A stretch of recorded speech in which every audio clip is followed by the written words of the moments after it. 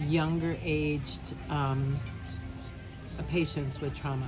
Younger age trauma, as let's say for 4 to 8, you can do a really nice play therapy because for trauma, part of it is reenactment. So the reenactment comes through play. Children, their occupation, the occupation of children is play. That's what they're meant to do. So play is an extension of their just natural behavior. So rather than it just, it's play. Now, behavioral therapy is the second type of therapy.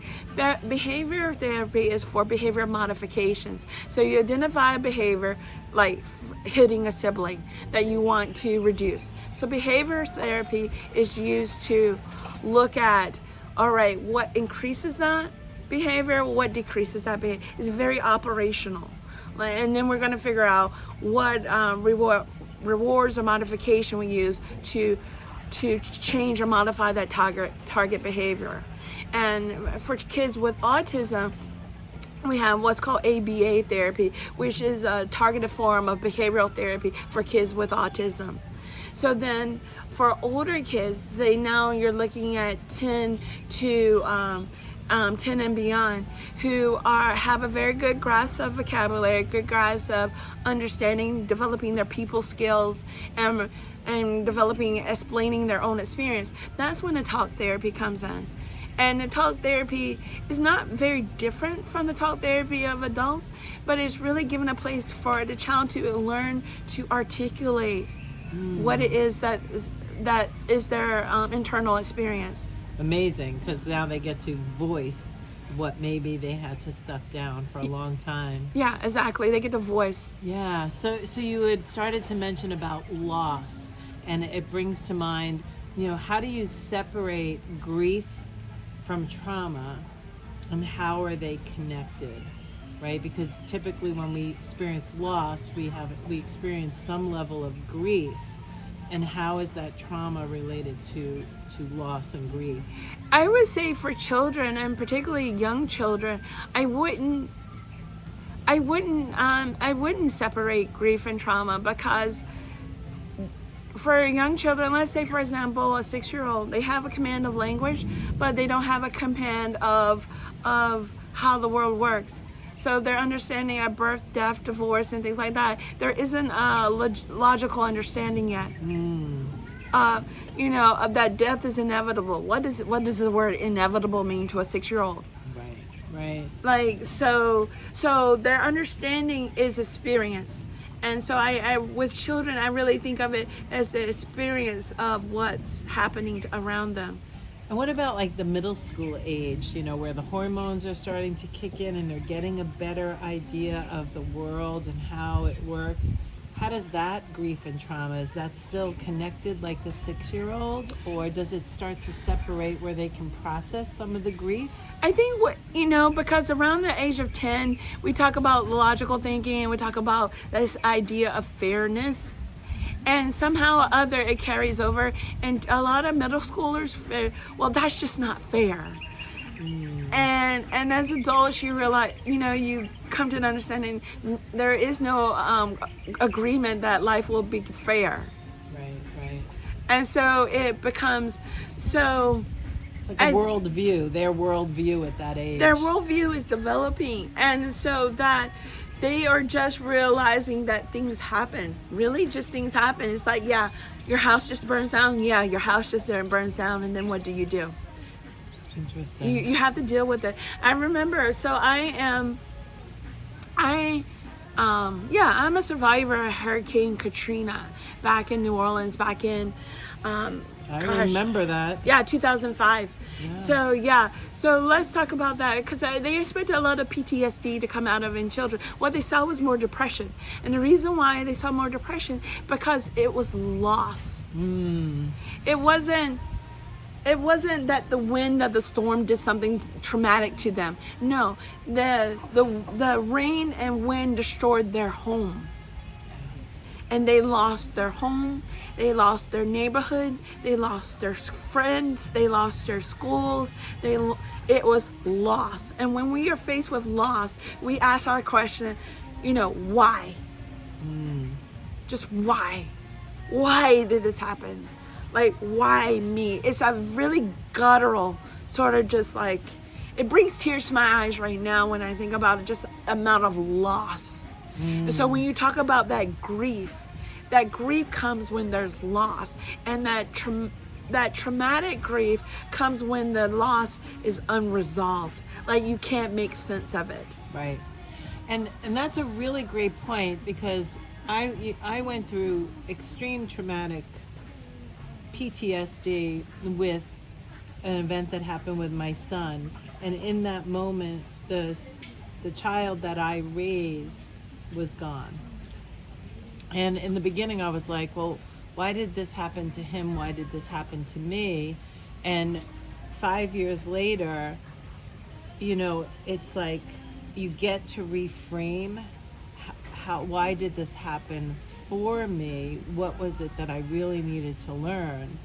And I felt that when I reframed it and stopped feeling as if because there was no real good explanation for what happened in that moment, except that mental illness came in, right? And so you begin to blame yourself. Could I have seen something? Could I have prevented this? Is there something I could have done, right? So you start questioning, why did this happen? Why did this happen? But when I reframed it and saw how I changed, how I became a different person, how he became a different person, yes, I grieved the loss of that child that I raised, and something emerged different in both of us. We became different people because of that event. So in reframing at different ages, the way that they can look at the loss, does that help in any way in your world?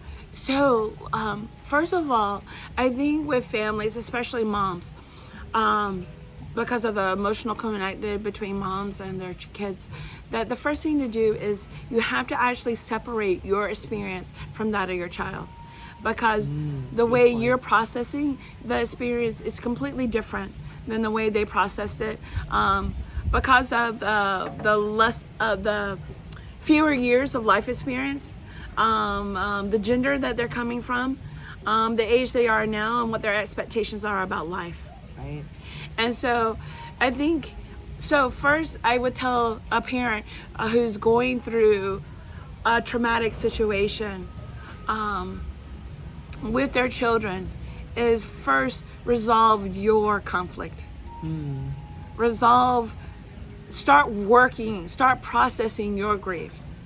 But a good question to ask your child, once again with empathy, is how are you doing? Yeah. And listen, just listen. That's all you have to do is ask the question and just zip it. Just quiet at that point and give them the floor. And they will tell you everything you need to know. That is 100%. Because as parents, we want to try and fix something, especially when you see your child suffering. And my son in the beginning used to say, Mom, I just need you to be on the other end listening. Yeah. I just need you to listen. I don't need a response. I don't want a response. I just need a safe place. Yes. For somebody to listen. Yes. Can you do that for me? That's empathy. And then he would say, thank you for being here with me today. That's empathy. So let's talk about a little bit about empathy. Yeah. Empathy is my definition of empathy is giving presence to the needs of one person, giving presence to your needs, giving presence to the needs of someone else, and holding them equal in importance. Absolutely equal in importance. So when you're giving empathy, you first have to acknowledge your needs first. Why? I thought empathy was all about the other person. Let me unpack that. So before you can give empathy to someone else, you actually have to be in a time and place and space, like an emotional and in a state of mind to give it. If you are panicking and you are focusing on, or even if you're hungry, if you're focusing on what matters to you, you are not prepared to give empathy in that moment. It doesn't mean, I said in that moment, you can take care of that in seconds even. minutes, hours, but you need to take care of yourself first. You need to understand, okay, all right, I'm good. Now let me focus on them. Right, because if we get triggered and we react, yeah, it's right, not then, empathy. Then it's not empathy, and everything that they came to you to ask for, you're not able to give. Right? That's perfect. That was amazing. Yeah, you gotta go, okay, I'm good. Now I'm ready to help someone else. Put on your own oxygen mask first. Yes. And then you can help. So give yourself empathy first. And now, okay, now I can hear you. Spot on. Spot on. I lived that. I experienced it. So thank you for articulating that. Yeah, Amazing. so now you are ready. So empathy is a decision. Empathy is a willful, intentional action. Empathy is a skill. It's like there's a way to do it, and there's a way to not do it. So the way to do empathy, and that's why I teach empathy as a skill. The way to do empathy is first, ground yourself, center, prepare yourself to now be in someone else's presence and to give to them your attention, your time, and your focus. Amazing. Now you have a program all around empathy. Can you tell me a little bit about that program? I do have a program about empathy, and it's designed to, I particularly love working with women, and it's designed to give women time to, one, practice the self-empathy first, so now that they can prepare to give empathy to someone else. So until you practice this first side, the self-empathy, you're not ready to do the other part. So self-empathy first, your needs, the needs of other, now hold it equal. Now, what are the needs of other people? You understand better the needs of other people. Needs are universal once you understand your own needs. That's why we do this part first. So when we now talk about the needs of other people, now that you're ready to listen to your son, now that you're ready to listen to your child, okay, you're going to be present. So in my course, I teach you how to ground yourself, how to become present, what questions to ask, a vocabulary of feelings, a vocabulary of needs. I actually give you the tools to use. I use the tools and the resources and teach you the skill of empathy so that you can practice it for yourself and then you can practice it for the people you love. Amazing. So how can people learn about the program that you offer? Great. I'm so glad you asked. So I have many different ways of learning this. I think, the best way I think is one-on-one mentoring sessions with me. However, not everyone has the time to devote, because when I do work with a person one-on-one, I do it for 6 months and we meet weekly, 3 times a month for 6 months. So for a total of 18 sessions. So everyone's not ready to do that. So for people who are busy and just want to learn at their own pace, I have a community of just wonderful women that I think is just amazing to join. And in this community of women, we talk about what it's like to practice empathy, and then what it's like when we catch ourselves not practicing empathy. Because empathy is a real tangible thing. There's what empathy is and what it's not. And most of the time we're practicing what empathy is not, Right. We're doing the thing that is reactionary. Let me just call it. If it's not empathy, it's reactionary. Yep, that makes perfect sense. Yeah. And so do people just email you? Is there a link? Is there something that people can tap into to hear more, or a discovery call with you? How do they do this? Yeah, so if you're watching this video on YouTube, you can just click the link there, and in terms of, oh my gosh, so you click the link and it will send a message so that we can do a quick consultation. Perfect. Yeah, a quick consultation to find out if the one-on-one mentoring is right for you.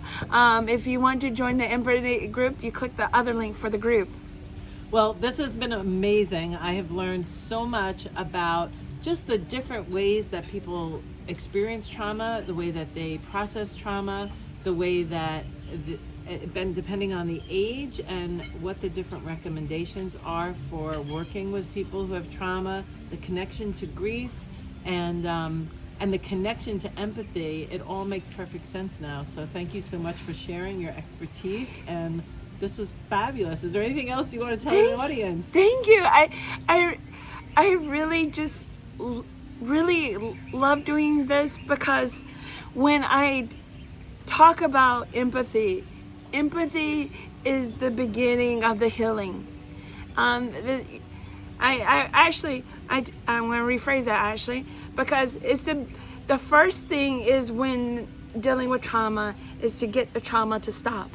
However, stop to get ourselves out of that position, that traumatic experience.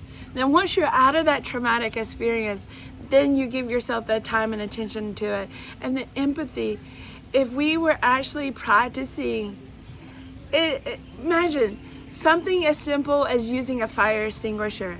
Like, that's a skill. You need to learn the steps. If you learn the simple steps of empathy, think about how many fires in your lives you could put out. Wow, that's amazing. Yeah, so that's how empathy absolutely 100% is a skill. We're not meant to just say things off the cuff. We're not meant to just react.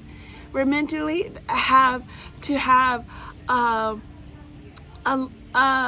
intentional, proactive response to life. Amazing. It's a way of dealing with life. Yeah. You can, and that's why I call it do it with empathy. That we do life with empathy, because we could do it without, and we see what happens. But when you do it with empathy, when we approach our situations where we take care of ourselves first, and then we start looking after others, it just makes all the world a difference. You know, as you say that, I'm sitting here scratching my head going, how many people really understand the power of empathy? Like, I'm just wondering, like, how many people I walk along the street every day that I pass, what do they really know about empathy? Yeah. Amazing. Yeah. Amazing. And the thing is, empathy is empathy is a skill that can be practiced by anyone. And it's meant to be practiced by anyone and everyone. It's not something confined to my office. It's not something confined to a therapy office.